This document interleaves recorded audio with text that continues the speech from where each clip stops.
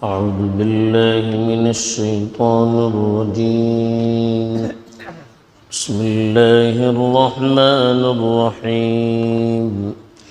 يا أيها الذين آمنوا لا تأكلوا الربا أضعافا مضاعفة واتقوا الله لعلكم تفلحون.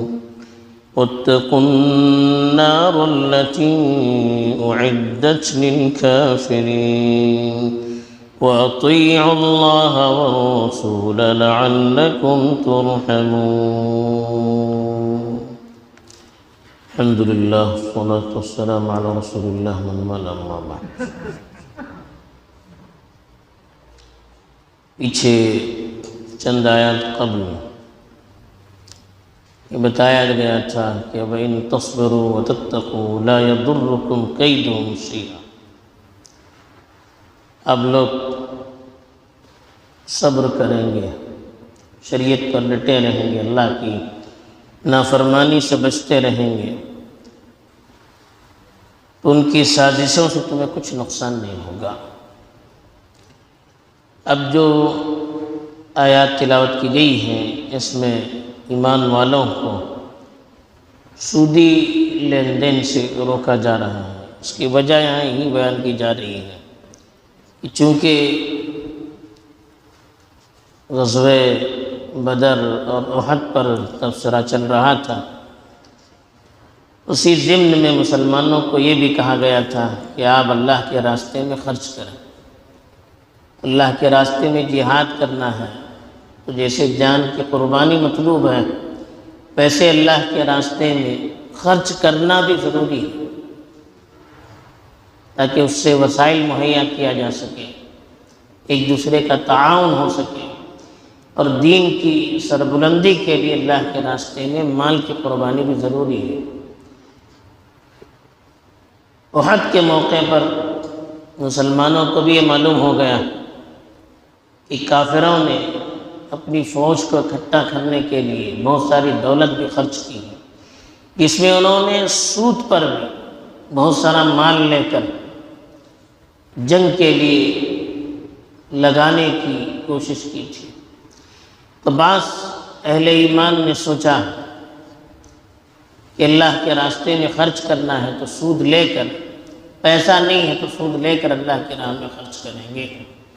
تو اللہ تعالیٰ کی طرف سے فوراً اس پر روک لگا دی گئی اور کہا گیا کہ اللہ کی مدد حاصل کرنی ہے تو پھر اللہ کے بتائے ہوئے طریقے کے مطابق چلنا ہے، اللہ کی نافرمانی سے بچنا ہے. تو اللہ کی نافرمانی میں بہت بڑی نافرمانی سودی لین دین ہے. آپ جہاد کے لیے بھی نکل رہے ہیں، اللہ کے راستے میں خرچ کرنا چاہتے ہیں، لیکن سودی لین دین سے کاروبار کر کے یا سود پر مال اٹھا کر اب اللہ کے راہ میں خرچ کریں گے تو یہ اللہ کے یہاں قابل قبول نہیں ہوگا، اور اس کی وجہ سے اللہ کی مدد اور نصرت سے محروم کر دیے جائیں گے. تو اسی لیے کہا گیا کہ یا ایھا الذین آمنوا، اے ایمان والو، لا تأکلوا الربا اضعافا مضاعفا، بڑا چڑھا کر، دگنا چوگنا کر کے سودی معاملات مت کیجیے، سود مت کھائیے. واتقوا اللہ، اور اللہ کی نافرمانی سے بچتے رہیے. لعلکم تفلحون، امید کہ تم کامیاب ہو جاؤ. اب یہاں پر پہلی چیز تو بتائی گئی کہ سود کھانے سے، یعنی سودی لین دین کسی طرح سے کرنے سے روک دیا گیا. اور دوسری چیز جو بتائی اضعافا مضاعفا، ضعف کہتے ہیں دگنا، اضعافا مضاعفا مانے دگنا چوگنا کر کے، یعنی ڈبل چوبل کر کے سودی لین دین مت کیجیے. تو اس کا کیا مطلب ہے؟ تھوڑا سا کر سکتے ہیں، یہ تھوڑا سا کرنے کی یہاں اجازت نہیں ہے. یہاں جاہلیت میں اس زمانے میں سودی لین دین کی جو حالت تھی اس حالت کو بیان کر کے روک دیا گیا. وہ لوگ ایک تو کسی کو قرض دیتے تھے تو سودی شرح متعین کرتے تھے. مثلا 1 لاکھ کا قرض دے دیا تو کہتے تھے کہ 10% سود کے ساتھ مجھے واپس دینا چاہیے. پھر مدت طے کرتے تھے، 1 سال کی مدت۔ اب 1 سال کے بعد وہ قرض نہیں لوٹا پاتا تو پھر ایک تو فکس سود تھا ہی، اب 1 سال میں وہ اپنا پیسہ نہیں لوٹا پایا تو اس کے لیے مدت بڑھاتے تھے، 5 مہینے کی مدت، سال کی مدت مزید بڑھاتے تھے۔ وہ جو بڑھاتے تھے اس پر مزید سود متعین کرتے تھے، تو اس طرح سے آدمی دے نہیں پاتا، سال پر سال چلا جاتا تو سودی شرح میں اضافہ ہوتا ہی چلا جاتا۔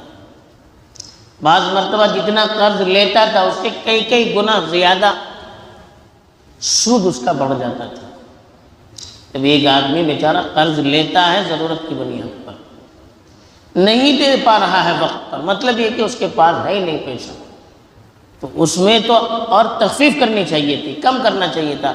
بیچارہ وقت پر نہیں دے پا رہا ہے، اس کے پاس مال نہیں ہے، ٹھیک ہے میں تھوڑا سا کم کرتا ہوں، مجبوری ہے اس میں، یہاں کم کرنے کے بجائے اور بڑھا دیا جاتا ہے۔ غریبوں کی غریبی سے مزید فائدہ اٹھایا جاتا ہے، جس کی وجہ سے بیچارہ جو غریب ہوتا ہے وہ غریب تر ہوتا چلا جاتا ہے، اور جو مالدار ہوتا ہے اس کی مالداری بڑھتی چلی جاتی ہے، اور معاشرے کے اندر ایک طرح سے تناؤ اور اونچ نیچ کا معیار پیدا ہو جاتا ہے، اور بڑا فرق آ جاتا ہے لوگوں کے معیار زندگی میں۔ تو اس لیے اللہ نے کہا کہ یہ لین دین والا معاملہ، سودی لین دین والا معاملہ بالکل صحیح نہیں ہے، اس سے معاشرے کا بڑا نقصان ہوتا ہے، اور کمزور طبقہ بالکل ٹوٹ جاتا ہے، اور جو مالدار طبقہ ہوتا ہے وہ بڑھتا ہی چلا جاتا ہے، اور معاشرے کے اندر بہت بڑا فرق ہو جاتا ہے اور بڑی بے برکتی ہو جاتی ہے۔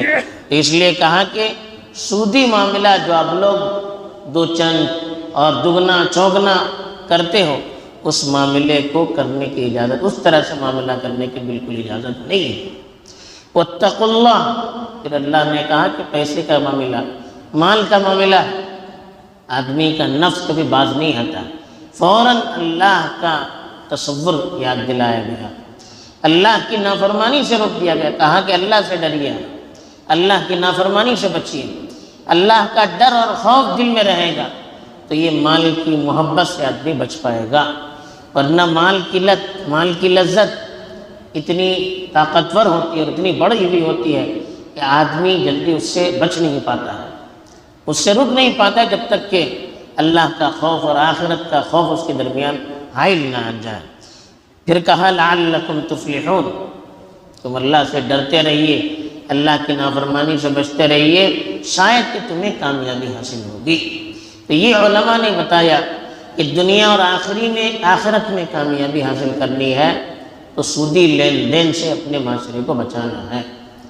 سودی لین دین میں معاشرہ پڑا رہے گا تو دنیا میں بھی اس کو ترقی حاصل نہیں ہوگی۔ ترقی وہ نہیں ہے جس کو دنیا والے ترقی کہتے ہیں، ترقی وہ ہے جو شریعت کی نگاہ میں ترقی کہلاتی ہے، آپس میں محبت ہو، لوگوں کا معیار زندگی برابر ہو، دل میں سکون ہو، برکت ہو، خیر کا معاملہ ہو، یہ بھائی چارگی کا ماحول ہو، تو یہ چیزیں جو شریعت کی نگاہ میں مطلوب ہے وہ اصل ترقی ہے۔ خالی بلڈنگوں کا بڑھانا، دولت کا بڑھ جانا یہ ترقی کی علامت نہیں ہے۔ آدمی کے اخلاق اچھے نہ ہو، کیریکٹر اچھا نہ ہو، تعلقات اچھے نہ ہو، معاشرے میں سکون نہ ہو، دل میں سکون نہ ہو، گھر میں برکت نہ ہو، وہ کہاں کی ترقی ہے؟ تو صرف پیسے یا بلڈنگوں کی ترقی یا ٹیکنالوجی کی ترقی یہ شریعت کی نگاہ میں ترقی نہیں ہے۔ اصل ترقی روحانی ترقی، اخلاقی ترقی، اعمال کی ترقی ہے۔ تو اس لیے کہا کہ آپ کو کامیابی حاصل کرنی ہے تو اللہ کی نافرمانی سے بچنا ہے، اور اللہ کی نافرمانی میں بڑی نافرمانی سودی لین دین ہے۔ پھر اللہ نے کہا وَاتَّقُوا النَّارَ الَّتِي أُعِدَّتْ لِلْكَافِرِينَ، اس آگ سے بچیے جو کافروں کے لیے تیار کی گئی ہے۔ اب یہاں پر علماء نے بتایا کہ کیوں تذکرہ کیا گیا آگ کا، پھر کافروں کے لیے تیار کی گئی ہوئی آگ، وہ آگ جو کافروں کے لیے تیار کی گئی ہے اس کا تذکرہ کیوں کیا گیا؟ اس کی وجہ علماء نے یہ بتائی ہے کہ جو سودی لین دین کرتا ہے اس کے لیے جہنم ہی ٹھکانہ ہے، اور جو سودی لین دین کو جائز سمجھ کر کرتا ہے شریعت نے اس کو حرام قرار دیا، اس کو ماننے کے لیے تیار نہیں ہوتا ہے۔ علماء نے لکھا ہے کہ یہ چیز اس کو کفر تک پہنچا دیتی ہے، آدمی کو کفر تک پہنچا دیتی ہے۔ جو سودی لین دین کو جان بوجھ کر کرتا ہے، گویا کہ جائز سمجھتا ہے، تو یہ چیز اس کو کفر تک پہنچا دیتی ہے۔ تو اس لیے کہا گیا کہ دنیا میں ذرا سی مال کی لذت کے لیے ہم سودی لین دین کریں گے، لینا تو بالکل حرام ہی ہے، کسی طور پر جائز نہیں، دینا بھی حرام ہے، البتہ مجبوری ہے، کام نہیں ہو رہا ہے، ہمارا مال پھنسا جا رہا ہے، ہماری آستی جگہ پھنسی جا رہی ہے، یا اور بہت مجبوری ہوتی ہے کہ جس کے بغیر کوئی کام نہ ہوتا ہے، تو بہت مجبوری الگ چیز ہے، اس میں دینے کی اجازت دی گئی۔ انتہائی مجبوری کہ جس کے علاوہ اور کوئی چارہ ہے ہی نہیں، یہ نہیں کہ ہم سیٹنگ کر رہے ہیں، ہم کچھ دے کر جلدی کام کروانا چاہتے ہیں، یہ سب جائز نہیں۔ بہت مجبوری ہے، اگر ہم سود دے کر وہاں پر کام نہیں کریں گے تو پورا ہمارا مال پھنس جائے گا، یا قرض اتنا مجبور ہے کہ کوئی حلال طریقے سے ہم قرض ادا نہیں کر پا رہے ہیں، تو یہ مال حاصل نہیں ہو پا رہا ہے، کسی طرح سے کسی جائز طریقے سے کوئی ہمیں قرض نہیں دے رہا ہے، زکوٰۃ کے ذریعے سے اتنا مال نہیں مل رہا ہے، کسی طرح کا کوئی تعاون نہیں مل رہا ہے، مجبوری ہے، انتہائی مجبوری ہے، الگ چیز ہے۔ حرام چیز بھی جان بچانے کے لیے کھائی جا سکتی ہے، وہ الگ، ورنہ عمومی حالات میں کسی اعتبار سے بھی سود دینے کی بھی اجازت نہیں، لینا تو بالکل حرام ہی ہے۔ ہم قرض دیں گے، اس سے فائدہ اٹھائیں گے، تو یہ بھی صحیح نہیں ہے۔ کاروبار کے لیے بعض مرتبہ قرض دیتے ہیں اور پھر اس سے منافع بھی لیتے رہتے ہیں مہینے میں، اور کہتے ہیں کہ 1 سال کے بعد پیسہ بھی دینا ہے، یہ بھی سود ہے۔ مہینے میں لے رہے ہیں، کیا لے رہے ہیں، یہ بھی سود ہے۔ تو اس لیے کسی طرح کی سود کی اجازت نہیں ہے، اور اللہ نے پھر کہا وَأَطِیعُوا اللَّهَ وَأَطِیعُوا الرَّسُولَ، اللہ اور اس کے رسول کی بات مانیے۔ بظاہر ہمیں نقصان نظر آئے، بظاہر ہمیں نقصان نظر آئے، لیکن اللہ اور اس کے رسول کی بات مانیں گے لعلکم ترحمون، شاید کہ تم پر رحم کیا جائے۔ یہ جنگ کے موقع پر نازل ہونے والی آیتیں ہیں۔ اس وقت بھی بتایا گیا کہ اللہ کے راستے میں مال خرچ بھی کرنا ہے تو سودی لین دین کی بالکل اجازت نہیں ہے۔ آپ چاہتے ہیں کہ اللہ کی مدد آپ کے ساتھ ہو، دنیا میں کامیابی حاصل ہو، اللہ کی طرف سے تم پر رحم کیا جائے، تو پھر اللہ کی نافرمانی سے پوری طرح سے بچنا چاہیے، اور جہاں تک ہو سکے شریعت کے تابع ہو کر ہمیں زندگی گزارنی چاہیے، تب اللہ کی رحمت بھی نازل ہوگی اور اللہ کی مدد بھی ہوگی۔ اللہ تعالیٰ نے توفیق دے، آمین۔ وآخر دعوانا الحمدللہ رب العالمین۔ سبحان اللہ۔